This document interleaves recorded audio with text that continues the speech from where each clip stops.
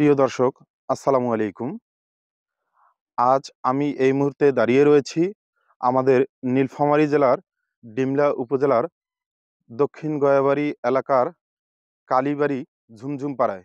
প্রিয় দর্শক, আপনাদেরকে জানাতে চাই, চারদিকে সবুজে ভরা ধানক্ষেত, মাঝখানে যে জমিটির উপর আমি দাঁড়িয়ে রয়েছি, এই জমিটি দীর্ঘদিন যাবৎ পতিত রয়েছে। এই সরজমিনে এসে আমি জানতে পারি এই জমিটিতে কিছু গাছ লাগানো ছিল। প্রিয় দর্শক, আপনাদেরকে জানাতে চাই, এই স্থানটিতে কিছু লেবু গাছ, পেয়ারা গাছ এবং বাউকুল গাছ লাগানো ছিল। অভিযোগ রয়েছে স্থানীয় বাসিন্দা মৃত আবু বক্কর সিদ্দিক ওরফে আবুল হোসেনের ছেলে আনসার আলী ও আনসার আলীর 4 ছেলে সহ রাতের অন্ধকারে এই স্থান থেকে গাছের মুড়া সহ গাছগুলো উত্তোলন করে চুরি করে নিয়ে যায়, এমন অভিযোগ করেছেন এই জমির মালিক হাসানুর রহমান, স্থানীয় নজরুল ইসলামের ছেলে।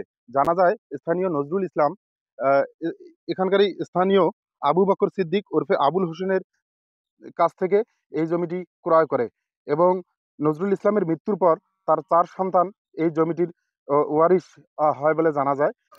প্রিয় দর্শক, আমরা কথা বলার চেষ্টা করেছি অভিযুক্ত আনসার আলীর সঙ্গে, তবে আমরা কথা বলতে পারিনি।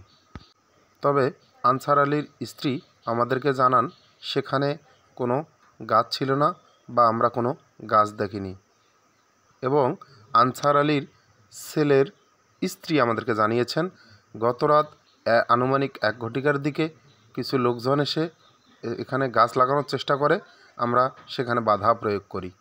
আপনাদেরকে আরেকটি বিষয় জানাতে চাই, এই জমিটি মূলত দীর্ঘদিন থেকে উভয় পক্ষের মধ্যে আদালতে একটি মামলা বিদ্যমান রয়েছে মর্মে আমরা তথ্য পেয়েছি।